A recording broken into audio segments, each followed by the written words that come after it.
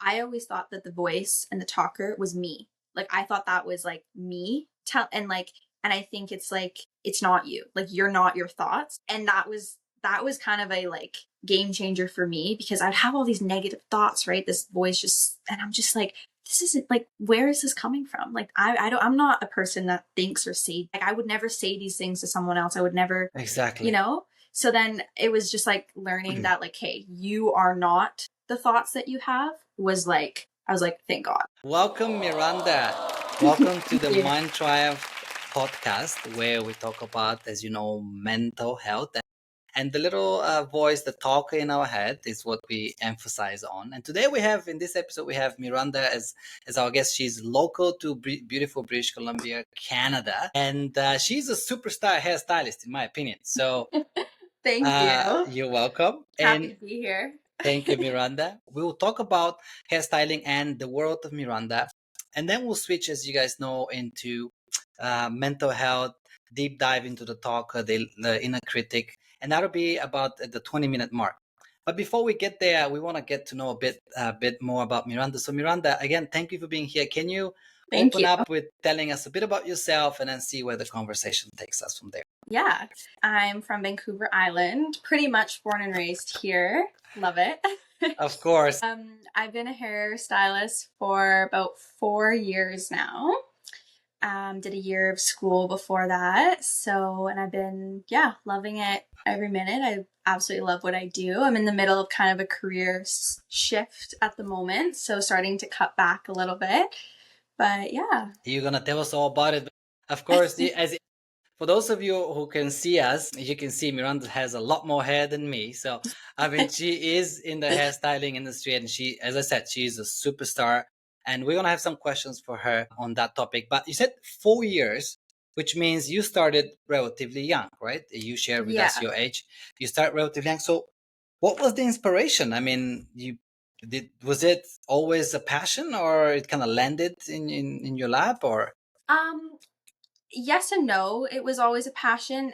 I knew I always wanted to work in the beauty industry for as long as I can remember. That was the only thing I was drawn to. I did not care about anything else growing up. I wanted to work with women. I wanted to work in, just like I loved that field. Like I loved like when I did my first haircut and, she just like was just so happy with the way she looked and the fact that I was able to give that to her. I just like fell in love with that feeling of like, I don't know, it's like giving someone, even though it's only hair, a lot of people see it that way. Like people's appearance can be really important to them. And there's a lot of emotion in that too. So I just kind of I loved the feeling of like being able to give someone that, like Of being able, course. even if it's just something small as like restyling their hair or cutting their hair or, or changing their look entirely. Like Yes. I just, yeah, I did it once in grade 12 and I was like, yeah, I love So even, yeah. it was a love at first sight. It's like, whoa,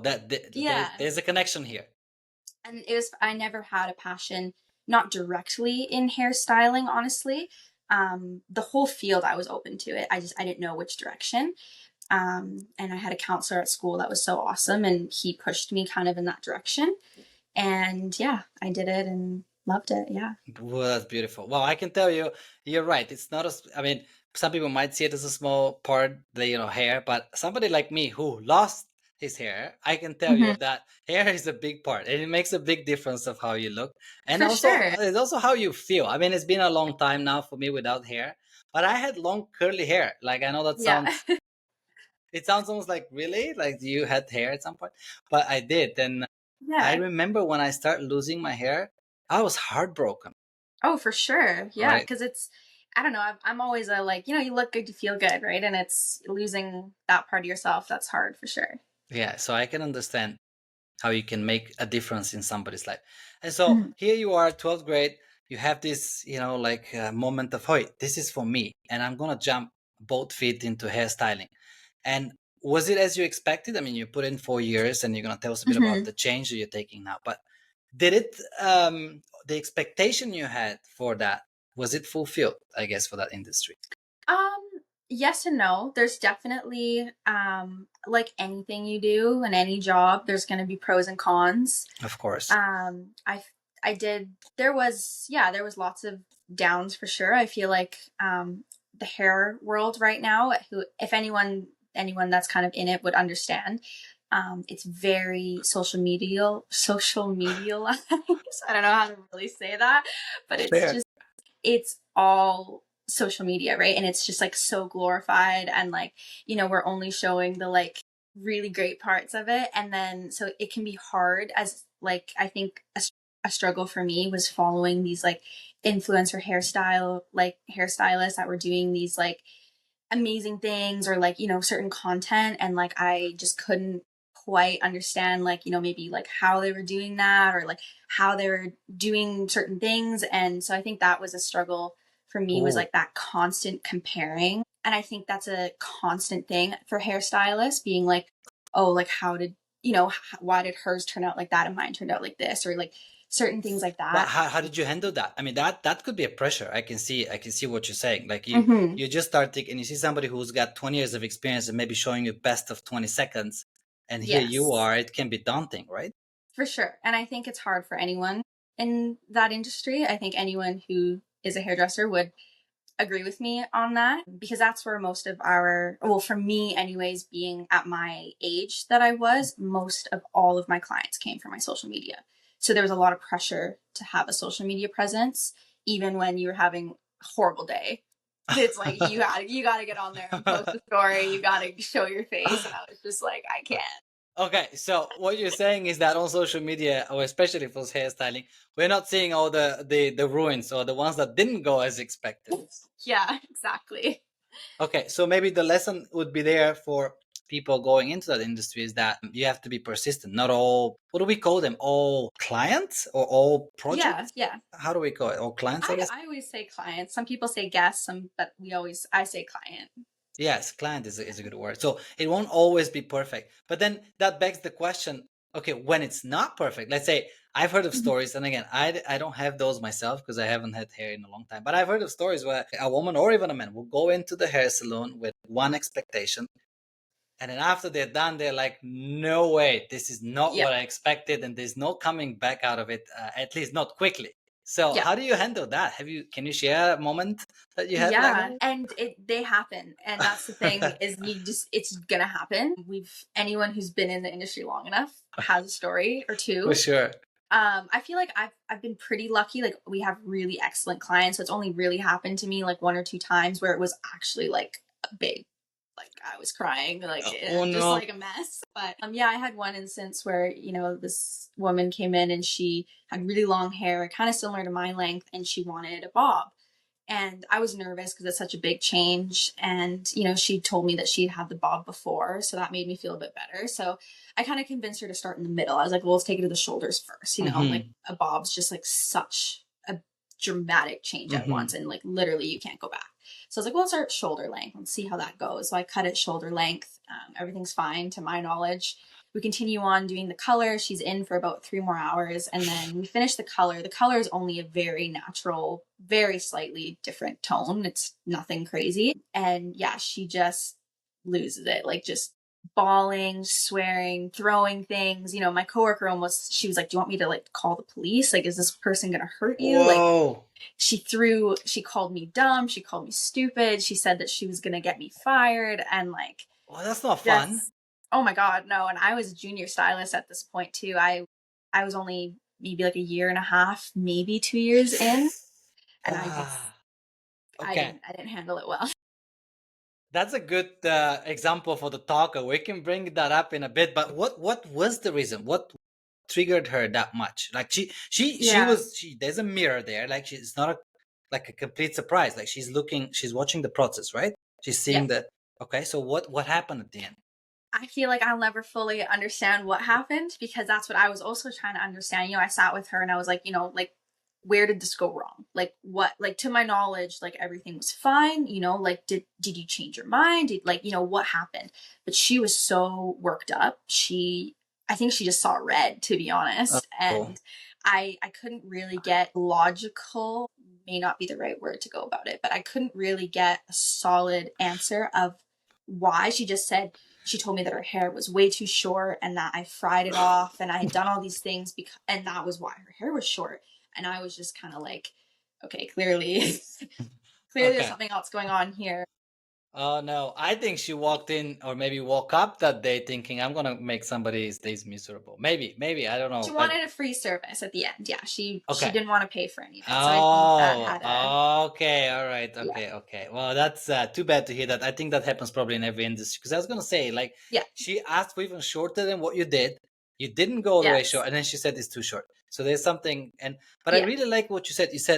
You sat down with her and asked her, okay, well, what went wrong and where? Like, I think that's a very matured question to ask, hmm, right? Because of that situation.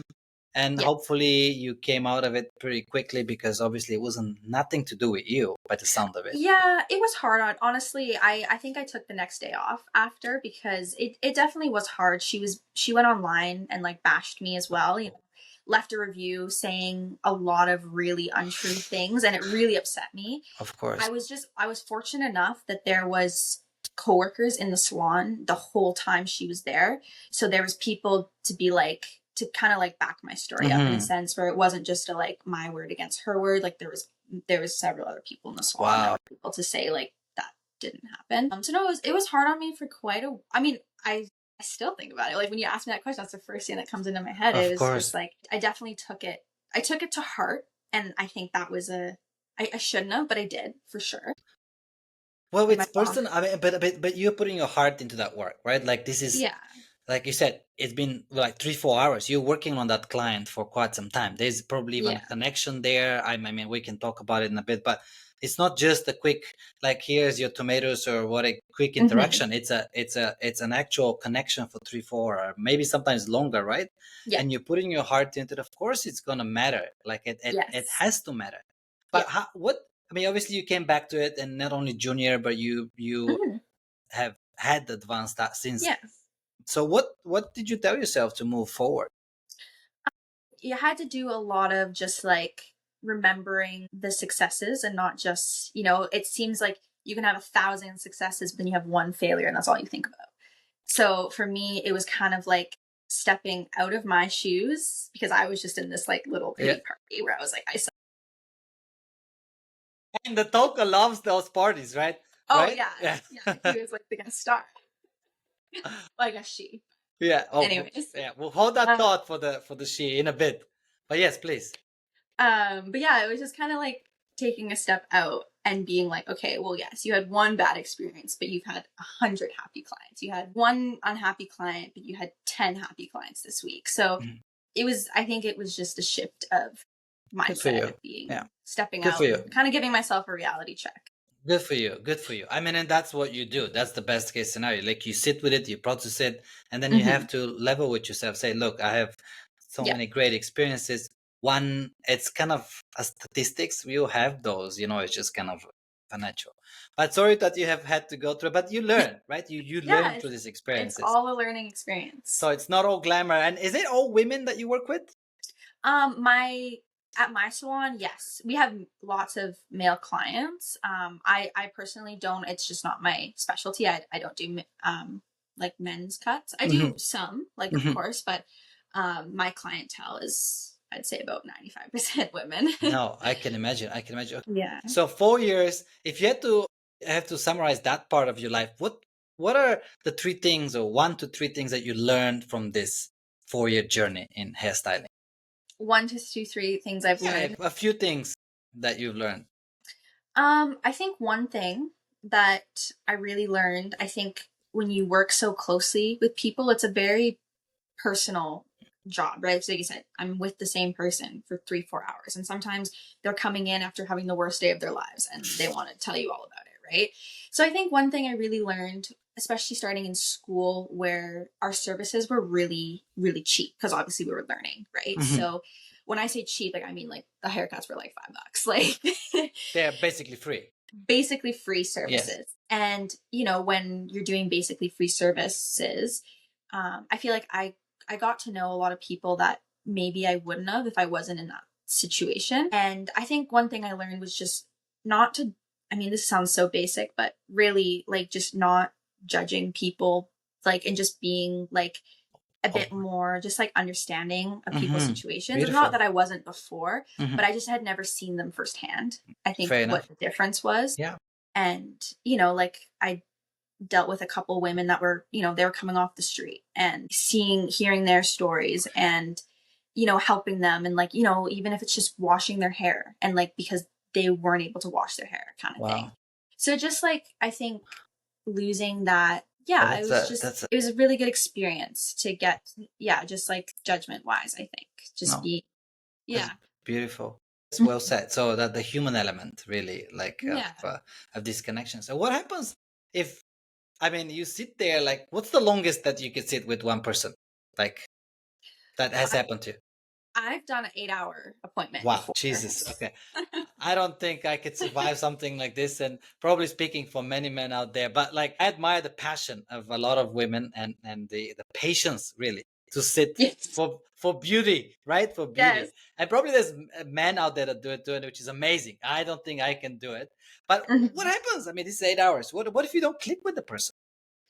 I mean, that does happen. You know, not everyone's gonna be, and I think that's also a very untalked part of the job as well. Is like you kind of have to get along with everyone, right? Hmm. Like it's my job to make that person feel comfortable and beautiful, and you know, just like appreciated the whole time that they're there. That's my job, no matter what. Even if this person maybe not be someone that like I would necessarily want to spend time with outside of, Hmm. you know, as for business. Yes, But if they're in my chair and you know they're paying money to be there, like it's my and they're job no paying a good matter what. chunk of money, right? That's Yeah. not right. It's not the And no 5 hour matter cuts anymore.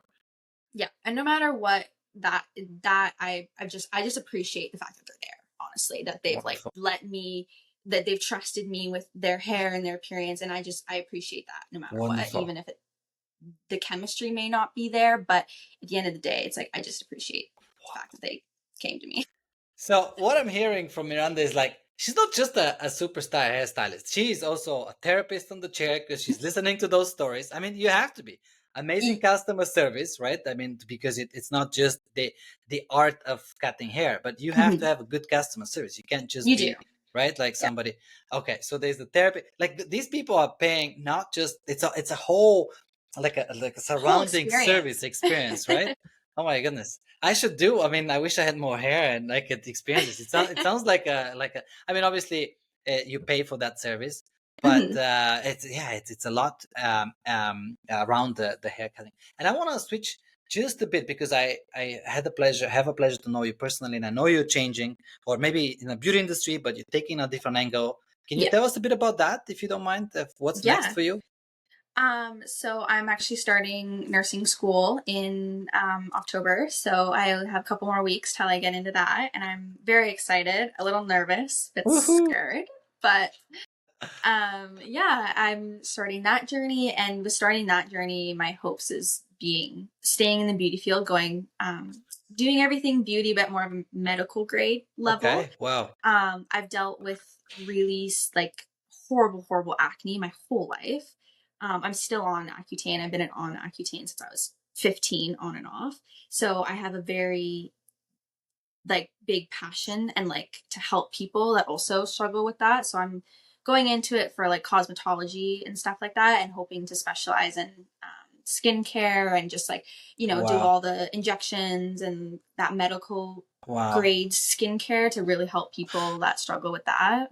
Wow. Okay. So hopefully Miranda will like people, women that have this kind of issues will appreciate you a lot. So Mhm. good luck in school. I know it's not an easy Thank you. school, and it sounds like you have a personal investment in it, meaning like you Mhm. firsthand have experienced it, so you know the pain and you know what it you know what it is, what it means for people that have that experience. So in school Mhm. for 2-3 years, or how long is the program? Yeah. Yeah. I'm doing the LPN, so it's 2 years, and then there's school and training that has to happen afterwards to go into that field because it's a specialty. So I'm not too sure really how long that'll take me yet. I'm kind of just like first step, and then Yeah. we'll Well, yes. continue on. Congratulations on that decision. It Thank sounds like you. it's coming from the right place, and I think you're gonna really good because every time people put their heart into something, like you Hmm. did for hair, you're gonna do the same thing for skincare, and I'm sure you're gonna do just fine. Thank But you. I hope you're ready because I've gone back to school and it's bizarre because Yeah, you get off that the whole thing of homework and group work and study and school and that because it's a different routine, right? Like a it's not mindset. easy. So all the power to you. Going back to school is more difficult than continuing school, but obviously you've got the right motivation and inspiration, so Yeah. you'll get it done. And maybe just quickly, I know you went on a big trip to Hmm. all the way in another continent. That that continent's trying to be as far away from everybody else, Australia. So maybe tell us a bit about how that was, because I know you had a good chunk of Hmm. time that you spent out there. Yeah, I was there for just almost 5 months, not quite a full 5 months, but just about. Yeah, it was honestly amazing. I wanted to experience living in the city. I've never really experienced living in a city before, so I wanted to experience that independence piece, through school and stuff like that. I'm living with my parents, so I wanted to just get that bit of independence Yes, feeling. of course. I feel That's like a there's huge one. a lot of Well, learning that happens. So what did you learn from Australians? Did you get any lessons from that country in general? you know what? I did. I feel like Canadians were, and I maybe not all Canadians, but me personally, we tend to people please a lot. And, Okay. we're just that, like, oh, We're known for we're that, known right? for that. Yes, that's it's true. It's a generalization, but it's a common generalization, right? Yes, right. And I feel like the Australians, and a lot of times I was taking it as like, oh, they were being rude to me. But it's like, no, they're just saying it how it is. They just don't care. They're not going to sugarcoat it. They're going to tell you exactly The right. how they feel and what they think.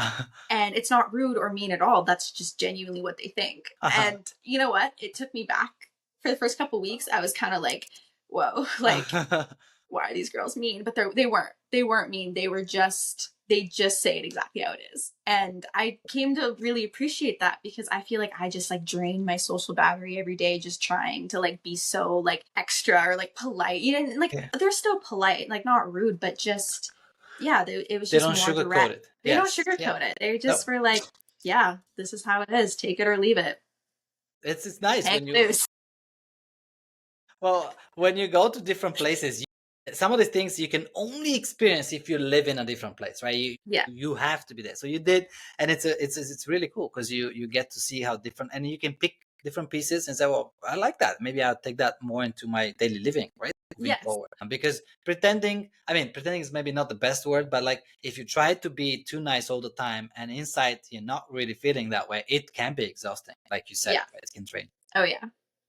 Very well. Well, Miranda and I can talk a lot about her world and what she's done, but we are here to talk about mental health, and we are past that 20-minute mark. Time flies. And I do want to make that transition. Mental health is something that in the last 20 years, rightly so, has become a topic, right, in the world. And it should be so because it's the biggest piece, really, how we're doing inside. And I want to emphasize on something that I call the talker here, the inner voice, the inner critic. There's lots of ways to describe it. I call it the talker. We can give it names. People give it name, right? Yeah. Individual people. And I want to spend the next 40 minutes talking about that. But I want to start with a simple question. And that is, Miranda, when I say the talker in you, what is the first thing that comes to mind for you? I think, yeah, just like the voice that's like, it just reminds you of like, you're trying to sleep and it's like, oh, remember that like that mistake you made 6 years ago? Like, yeah, it's just, for me, it's just this voice of like these reminders of like, maybe like past traumas or mistakes or just like things that I've overcome and learned from. But, that just your brain just wants to. So, okay, you nailed it. I mean, sometimes when I describe it, people know there's a voice, but they're not always understanding exactly what we're talking about, and you nailed it. So there you are, laying down in bed. Nobody's telling you anything, nobody's Yeah. threatening you in any way, and nobody's basically telling you that you made a mistake 6 years, and then there's that voice in you. Why is he doing that? Like, what's the purpose? What's the reason? Hmm. What's the yeah what did Yeah. you make out of it? I I spent a lot of time actually thinking about this because it's something that I've personally struggled with for a long time. Like I've had ADHD for long as I can remember, right? So it's just the constant Noise. thoughts and Yeah. noise, yes. So it's something I've actually looked into quite a bit, just trying to find techniques and stuff like that to try to like, switch the narrative. And I think it's just this like it's almost just like a little mimic. It just wants to like mock you and like mimic, like, like it thrives off of just like your past almost, I want to say, because Yeah, that's what it is for me. It's always I my think so. past. I Yeah. think it's a past, because I mean, obviously, it's gonna take the conversation from somewhere. It's usually the past, right? Like that's. Yes. Yeah. Can you, before this is we're gonna continue on this. Thank you for sharing, for being open. It's not just you that you've struggled with. I think there is not a Mhm. single human on this planet that's not Oh yeah. struggling at some level, some better, some worse. ADHD. Can you Mhm. describe it to people who have never heard of that before? What is it? For me, I feel like ADHD it can mean so many different things for so many different people. But for me, it goes a lot deeper than just like not being able to like sit still. Honestly, that's not too much of a struggle for me.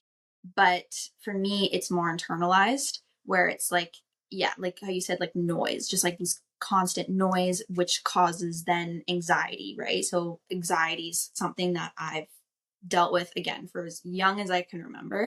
This is what I've struggled with. And I think they go hand in hand, right? Of course.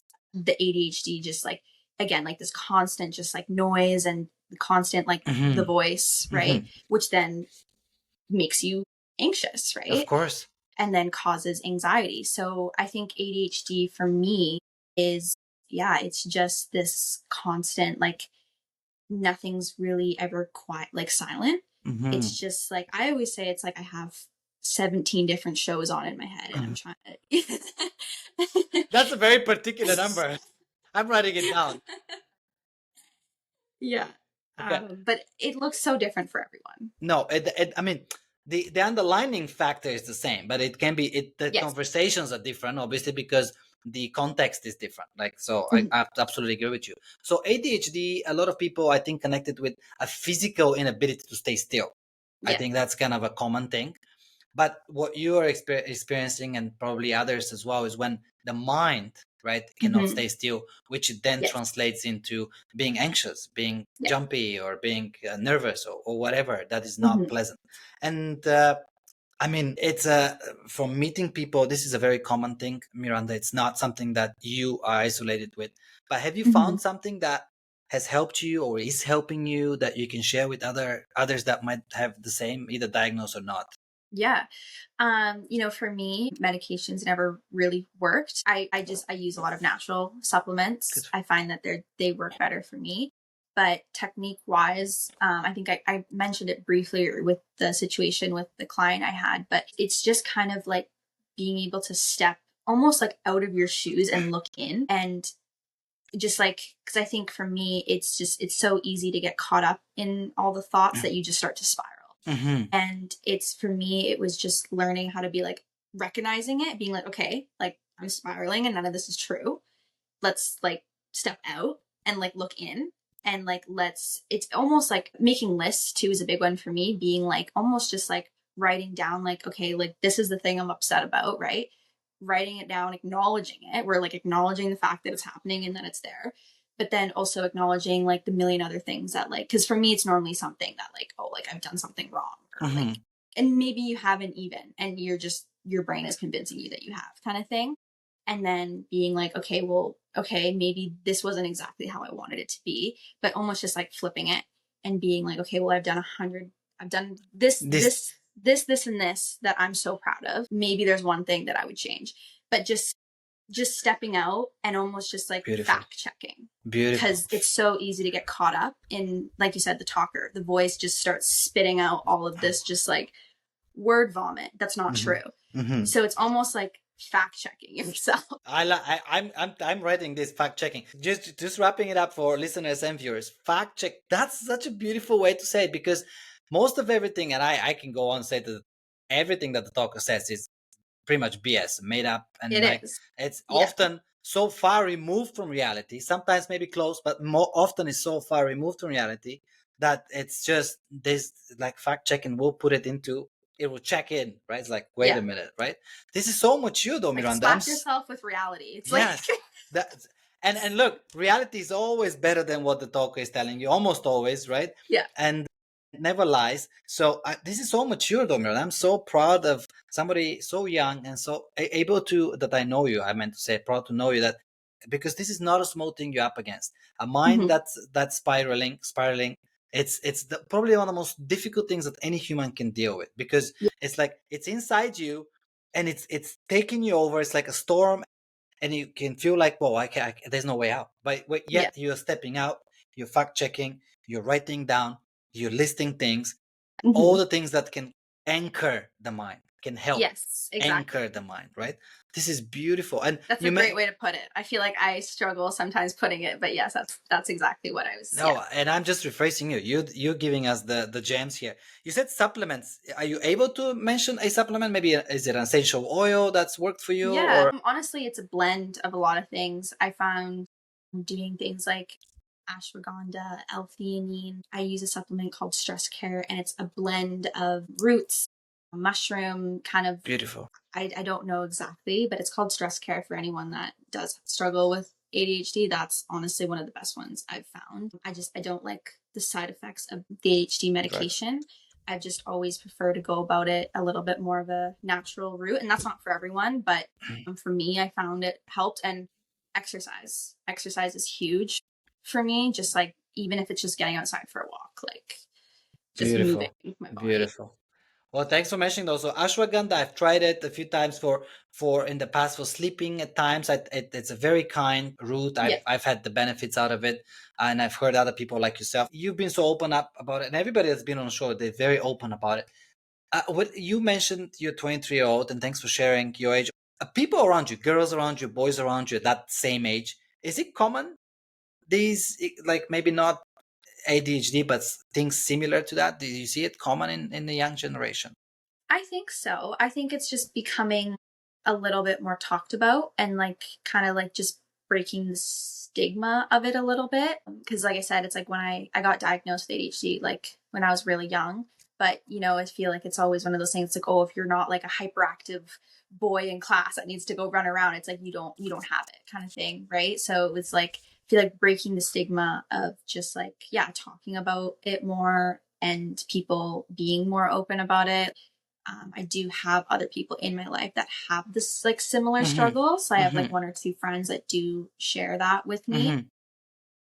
So I definitely think it's coming a little bit more Yeah. commonly Yeah. talked about. Is there is it been taught in any way, like mental health or any aspects of it? Well, if you don't remember it, maybe it didn't happen to I the was gonna extent, say right? I feel like not nearly enough for Mm-hmm. sure. I went to high school. It was like 2016, 2017 to 2020.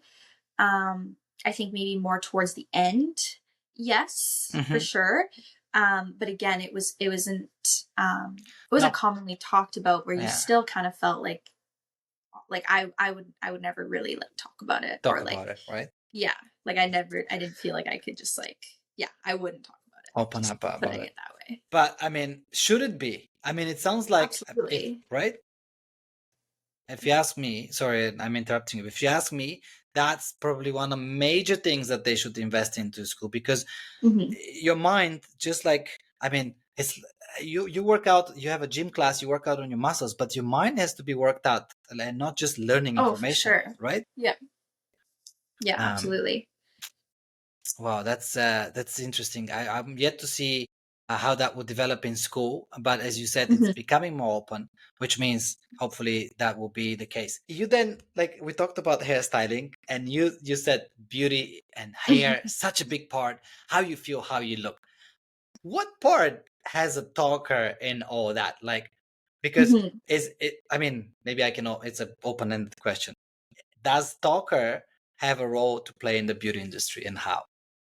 Absolutely. Like I think it like runs it low key because a lot of people are there because their voice is telling them certain things that about, a lot of I see a lot of women that come in that, maybe they want to change their hair because they want to impress a certain someone in their life. Or, I've had husbands bring wives in being like, I want her hair to look like this, right? And I'm looking at the woman like, well, do you also want this? And they're looking at me like, yep, no, I want whatever he wants, kind of thing, right? So I see it firsthand all the time, like girls Jesus. looking in the mirror and, maybe not being happy with what they see. And as someone looking like not, because I feel like everyone looks in the mirror and everyone's going to have, we're our worst critics, right? For sure. So I think, yeah, just like, I think I kind of see it firsthand every day, to be honest. Like girls that sit down and, you know, they're maybe not feeling too good about themselves and they want to change because, you know, maybe they're feeling sad or maybe there's an event happening in their life where they're not feeling good enough. So they want, if they think if they change their appearance, you know, there's Mm-hmm. so many different For situations. sure. No, you touched on a few good ones. Mhm. When you want, when the talk is telling you not good enough, in whatever way that sounds in somebody's mind, right? And then you're trying to fix that with a new hairstyle, whatnot. But there's got to be a right way to do hair, right? Mhm. To change your hair. There's got to be the right motivation. What would that look For like? sure. I think, oh, that's a good one. I feel like there's so many good kind of examples of that. Mhm. Like for, I mean, just me personally, because the big one for me is like when I feel like I've kind of changed as a person, for some reason, I feel the need to look different as well. Like if I feel like I've gone through a Ooh, big change in life, or like maybe I've, you know, I've wow. gone through a big learning experience, I don't feel like the same person. So when I look in the mirror, I don't want to look like the same person. So for me, that's Whoa. always a positive because it's like I feel like I've grown and I want my appearance to reflect that almost. That's one of the most beautiful answers I've heard. Like this is a genuine. I've moved up. I was Hmm. here at this level. Now I'm here, and whatever way that means. That I want the hair to match how I feel, where I am in my life, like you said, right? And Yeah. this is And it. and right, it's something where it's like people are like, oh, well, it's just hair. But it's like, okay, it's one of the first things that people for like, I don't know, for me it's the biggest accessory. Yes, Like it is. It is for you for sure. For me, not and so I feel like much, but for you, it yeah, is. right. And a lot of women and men, like both Yeah, can probably agree with me on for that. That sure. it's like it's a lot. Well, you always hear the stereotypical, right? It's like when a girl goes through a breakup, right? She's blonde, and like no, there's just certain things like No, that no. you hear, right? Yeah, It's for there's some truth behind it. no, Like you're totally right. You're totally yeah. right. And we can talk about other reasons, but I think we're circling around that if there's a genuine reason of why you want to make some changes to your hair, that's totally fine. Mhm. We're human beings, you can explore, experience, change. It's all beautiful. But when it's coming, if I heard you right, if it's coming from a place, especially if somebody else is forcing you to do it, or from a place where you're thinking, oh, I don't look good enough, I'm not good enough. If I do that, then I'll look good, it'll fix my problems. Then you do it, same story, the talker won't shut Mhm. up, it'll say the same narrative, then Yeah. it's you're chasing, right? Exactly. Exactly. Yeah. And that's not And work. I think a lot of people come in and they show me pictures of like, oh, I want to look like this. And it's sometimes you do have to be a little harsh with people in the sense of like, okay, like we can do something similar, but sometimes what people want is like they want to look completely different. And I obviously don't have that capability, right? So you run into a lot of issues too where it's like, you know, you do the best you can to do the photo that they've showed you, but Mhm. sometimes it's a little bit deeper than that. Maybe they are, yeah, they're unhappy with the way that they look, maybe, or they're feeling like they're not good enough or they're going through something and they you can't necessarily like I'm not a magician, right? Like No, and a no. lot of people they have such high expectations and it is hard sometimes to kind of again Mm. be a little bit harsh and be like, okay, well that's you know, Wow. that's you won't ever look like that because that's not a real person. That's a fashion model Photoshop. Sometimes it's Yes. AI. They say, show me AI Yeah. photos and I'm like, hey, that's not real. Like you need Wow. Wow, again, a lot of sense of maturity here, like because you're able to spot the fact that they don't just want a new hair or a change to their hair. There's Mhm. something deeper there, maybe different parts of unhappiness, and they're trying to fix it with something Mhm. external.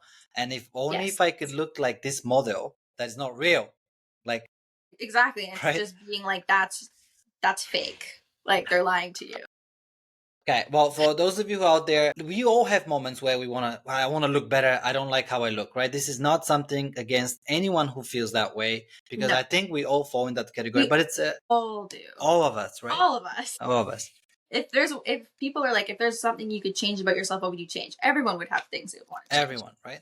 But I think it's a gentle reminder, Miranda is pointing, is that maybe checking the reasons of why, and that's probably a better place to start. And if they're genuine reasons and it's something that needs to be done, then I think it's a better place to come forward from, right? I agree. Thanks for sharing that.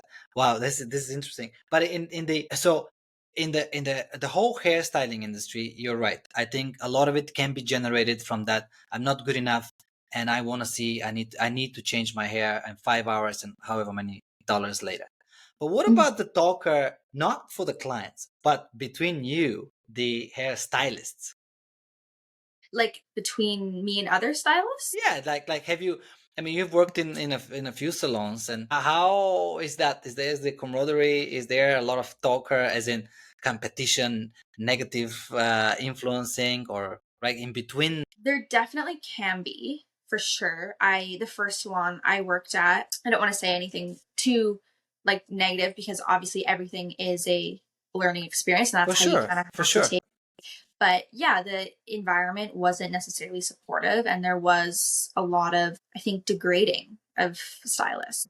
Being told, like, I remember I was so eager, so excited. It was my first salon Of I ever worked course, at. And the senior stylist there, that I had actually, the reason why I worked at that salon, I had gone to her when I was like a young kid. Like, I looked up to her as a stylist so much.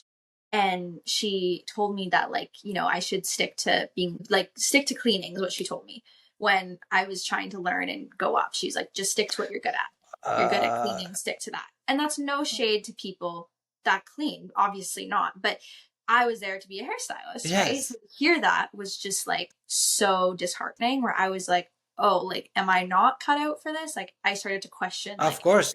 everything. I was like, wait, like, am I in the wrong industry? Hmm. Like, am I like, so absolutely, there's so much, there can be really toxic salons out there for sure.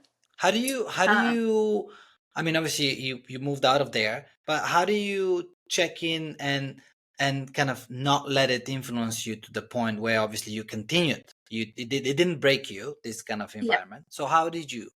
Well, you know what? If I'm being honest, I can't. I did let it break me. I quit. I didn't want to do it anymore. I was done. I was like, I don't want to work in a place like this. I fully let the talker convince me that Oh I no. was not cut out for it. And my current salon that I work at, I applied to be a nanny, because I was like, if this is what hairdressing's like, I don't want it. I don't want any part of it. I Yeah, don't I mean, want a part of it. who So would, I right? can't I can't sit here and pretend that I didn't let it get to me, because I did let it get to me. I fully did. And it really upset me. I was just like, yeah, I'm not good enough. I need to start over. And so I applied to this nanny position, because I love kids, and I figured this would be something I'd be good at. And it just turned out to be that the mom owned a hair salon.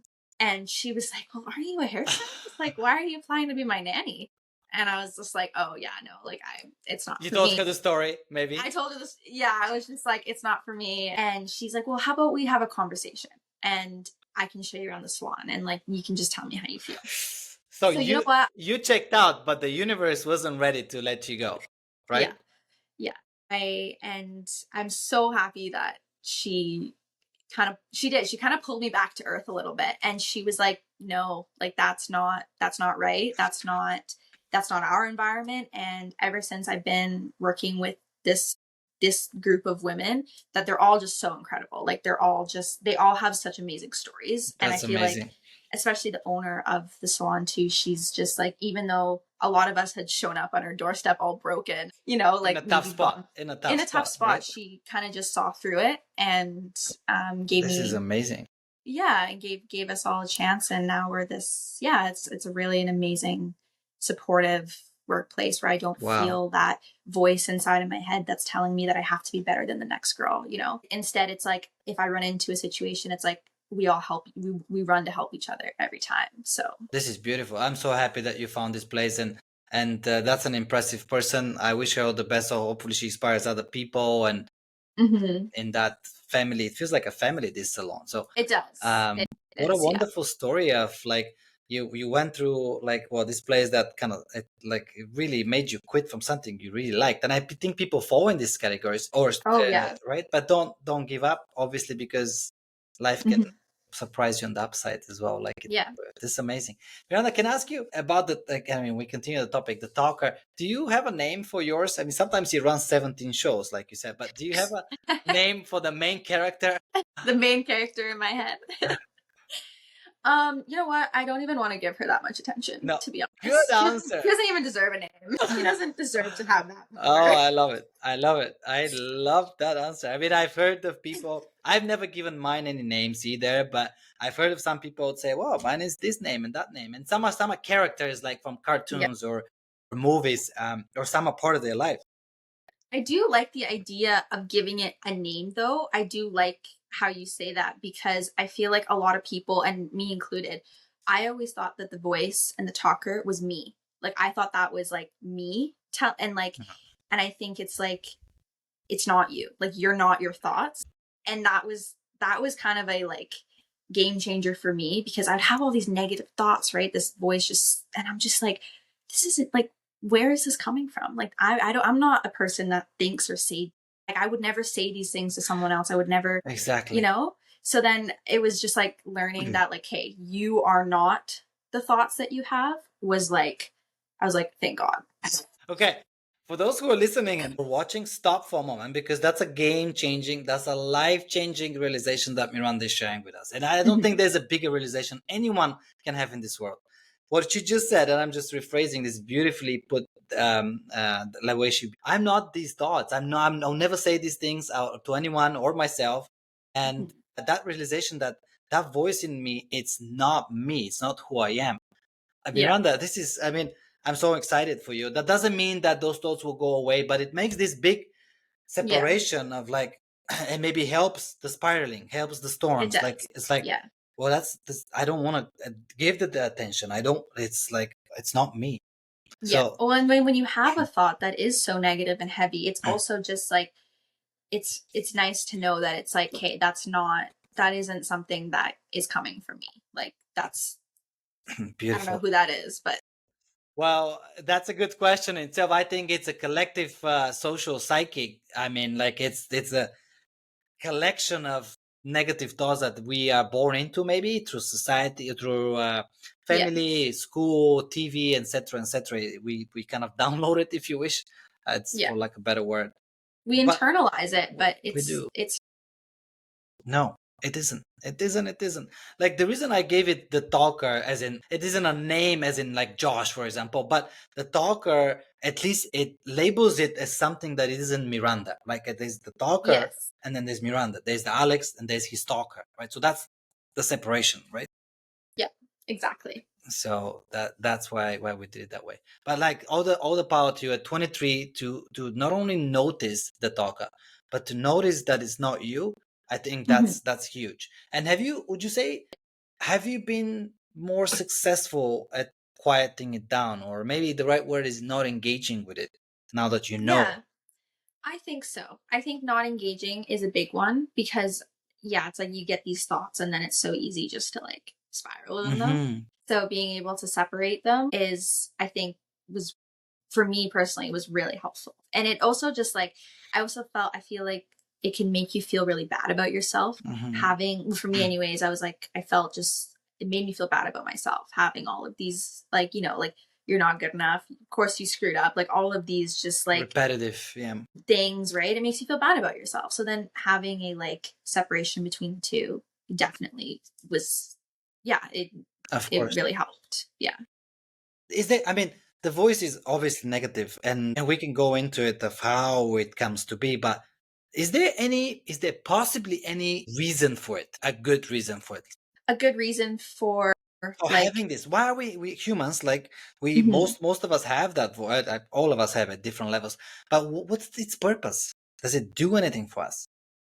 I mean, I would say no. Like, I don't think it, I mean, you can argue both sides. I mean, I think it's something that we need to learn to control because when it gets out of control, that is when it gets destructive. Become a scary place. But I think a lot of people, maybe once you learn to understand it, you can kind of use it to push yourself to like, maybe it's like, instead of being like, you failed at this. It's like, okay, well, I was brave enough to try and I can try again. Mm-hmm. So it's like Mm-hmm. kind of just like using it in the sense of like, not necessarily to just like crap on yourself. Yeah. Like you just like, just like make yourself feel bad. It Mm-hmm. was just more so to like be like, okay, I didn't get it the first time, but I'm gonna try again. Like just using it to push yourself. Okay, maybe as a motivation. But Maybe as a yeah, yeah, maybe. But maybe. it's not a good motivator, but maybe, like maybe there's an Yes. angle. But I agree with you. I don't think there's any particularly good reason to have, or maybe at some point it did. Maybe in the past, I mean, as humanity, when we needed this voice to keep us alert from danger, physical dangers, right? When we needed it to be scared most of the time. But now in society we live, this voice Mhm. is obviously a big burden, and it creates health issues. Not only, like you said, it can become a dark place. But like, Mhm. since there isn't a good reason necessarily to have it, why is it so difficult for us to let go of that Yeah. voice? What do you That's a great question. And I think if someone finds the answer, I think he'd be a billionaire. That's because because it's true, we all have it, and anyone that says they don't, I think, is lying, I because we agree. all do have that. Like, we're our worst critics. We're always going to Mhm. see, it sees all the failures and none of the successes, and it's just, Is it addictive then? Is there a part of it that's addictive? I mean, if we're not it able to could let it be. go, right? It totally could be. Yeah. I could see that. I feel like a lot of people struggle with, and me included, like self-sabotaging, where, Mhm. maybe you deep down there's another issue where you feel like you don't deserve that happiness, or Mhm. you maybe don't Mhm. deserve something, and the voice knows that and will just thrive off of it. Mhm. Like, It's definitely thriving on negative energy and or the conversations, that's for sure. And thank you for being so brave and then talking about it, because you're mhm, totally right. Everybody has it. Some at a smaller, like maybe level, if you wish, but most of yeah, us struggle with it on here and there. And I do think there's an addiction part to it, because otherwise we should be able to. If there's a friend to you that is talking to you like that, you would yeah, cut that friend out of your life most likely, right? Like it'd be you hope, relatively quick. It's like, look, this is not working out. If this continues, maybe you give it a chance, right? But if it yeah, continues, then you ghost the person. I mean, this is very normal, or you let them yeah. know, hey, look. But yet that voice, like you said, it will tell you, right? And then tomorrow it's up again, right? Yeah, I wish So I could ghost my yeah. talkers. Well, that's a good one. That's a good one. Blocked.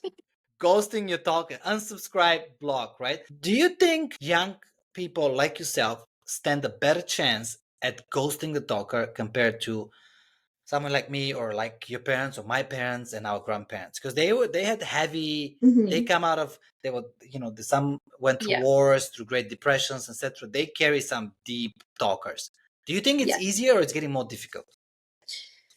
Oh, that's hard, because you're very right in the sense of like, in that sense, but the struggle that now we have in this modern world is, and again, circling back to social media, right? It's like you're seeing these 10 and 12-year-olds, they're seeing, these perfect lifestyle routines, these perfect skincares, just like all these fashion trends and stuff like that. And the only thing they should be worrying about is about being a kid. But now they're here, Wow. there was that whole Sephora Mm-hmm. thing with the young kids in Sephora selling out all this retinol stuff for their face, right? It's like your only job is to be a kid, but there's all of this pressure to look a certain way, to post a certain way. So I want to say yes, but also no at the same time. I think yes, in the sense of like we're talking about it more, there's more attention to it. We're breaking a lot of stigma of mental Mm-hmm. health, Which and is that, huge, which is which on is itself. huge. Mm-hmm. And that it is a massive accomplishment. We're moving in the right direction for sure.